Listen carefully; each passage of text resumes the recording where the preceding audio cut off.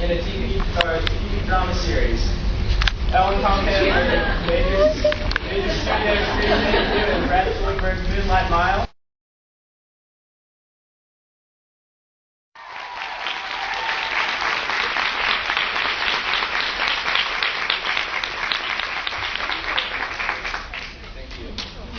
Hi, thank you so much.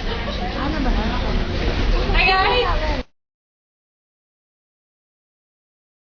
Get them to register. Get them to register early, get them to vote early. You have to spread the word. You're all here. You obviously all love Barack Obama. We're all here for the same cause. We understand his goals. We know he's the right choice. So now we need to convince everybody else. Every generation has had their sort of moment. I don't know what that means. You're a Republican, so that means anyone who's a Republican, you are okay with, regardless of what they believe or the choices that they make. There's a problem right there. But he said to me, I'm pro-choice, and I always love it when a man tells me they're pro-choice. But everybody's entitled to their opinions, and that's okay. But here's what he said. He said, I'm pro-choice, and that's why I'm going to vote for John McCain, because I'm pro-choice. That's all. And I said, okay, well, go on. Let's hear some more. What else do you have to say about that? He had nothing else to say, other than he was a Republican and that he was pro-choice. So then that's my job to step in and ask him a question. And to provoke thought is really what we need to do. Because I think that they're just blindly going, okay, I'm a Republican, where do I push the button? They're not even thinking, they're not engaging, because most people won't do that because it takes work. You're young, you have energy, you have to do the work.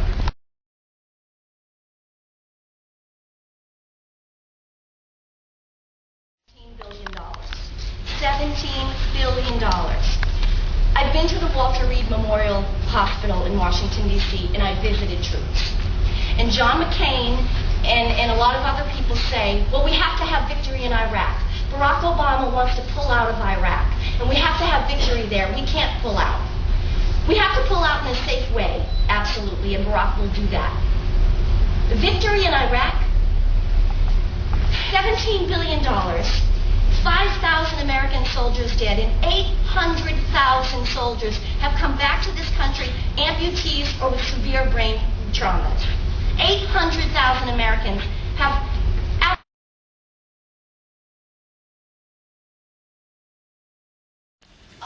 you have to spread the word. You're all here. You obviously all love Barack Obama. We're all here for the same cause. We understand his goals.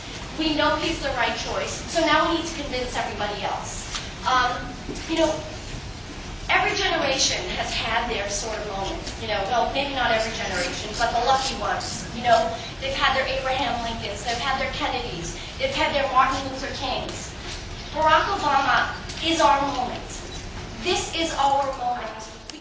I saw, this man named Barack Obama on television, I don't know, 2 years ago, and I thought, they said, maybe this guy's going to run for president. So, well, that's interesting. Let me go buy his books and read about him. So I bought the 2 books, The Audacity of Hope and Dreams from My Father, and I was extremely moved. I don't know if you've read the books, but they're great, easy reads. They're fast, compelling, very moving stories, and I was hooked. And then I got an invitation to go to Oprah Winfrey's, I know. I was like, let me think about it for a second. Do I have time to go to Oprah's and meet Barack? So I went, and I got a chance to speak with him and Michelle. And I have to say, there was about 100 people at there were a couple of different things going on at the event, but there was a smaller dinner after it was over, and there was about 100 people there. And Barack made time for every single person at that dinner. And I just was so touched by his thoughtfulness, and, he's an intellectual, but he doesn't think in a conventional way. And if you read the books, and obviously you've all heard him speak, he doesn't think in a conventional way, which is maybe why some people don't understand him or think, that, I don't know, that he's not one of us. Because he doesn't think just black or white. He doesn't just put things in categories or in boxes, which is really what this country needs, because I think that Republicans have a tendency to just say, you know, we need to stay in this war, and we need to defend our country, and we need victory in Iraq. As if there are only two things: defeat or to lose. You know, a thing like war is so complicated. There's no such thing as victory in any war. Thousands of people have died.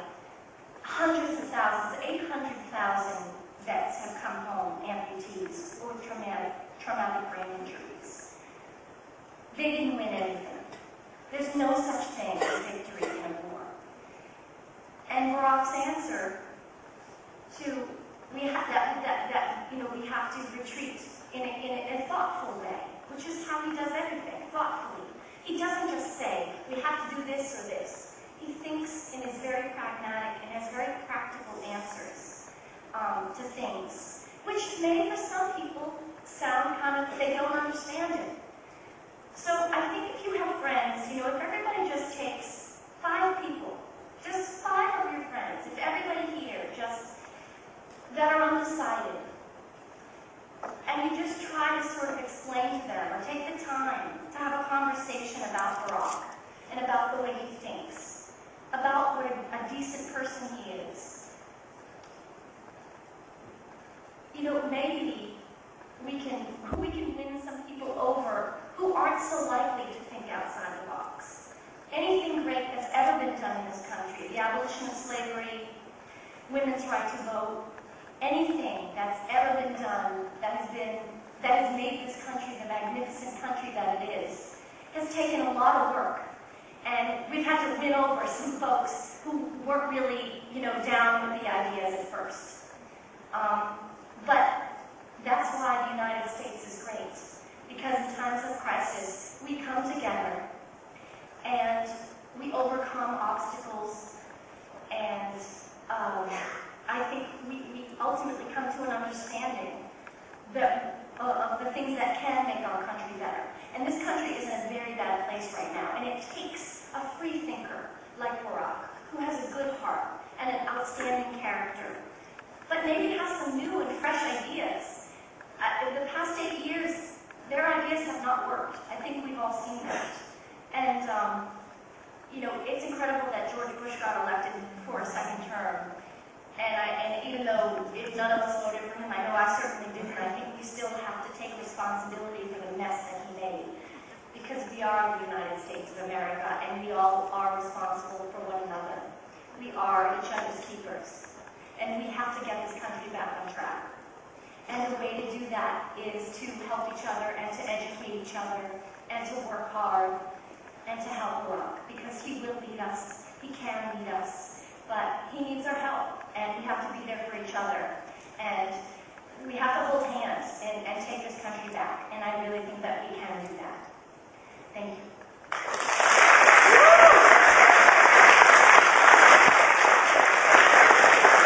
We don't do it. You know, the worse things are, the harder we have to work. But we can do that. And we love him. Yes, and we love him. And we love you. Thank you. I love you guys. North Carolina, we need a change. Tomorrow we're doing 100,000 knocks for Barack. We need to take the country in a different direction. We all need to take part in it. Barack Obama can lead us, but we have to be active. We have to get out and do our part. And this is our opportunity. This is our moment. And shame on you if you don't take a part in bringing this country closer to change. If you can give us one more, just so we have another soundbite, you know, your general message. What is in your message for in your speech? I'm not good at that sort of brevity. In 10 seconds. I think it's obvious that we need to take the country in a different direction. And McCain, you know, the worse things are, the harder we have to work. But we can do that. We love him. Yes, and we love him. And we love you. Thank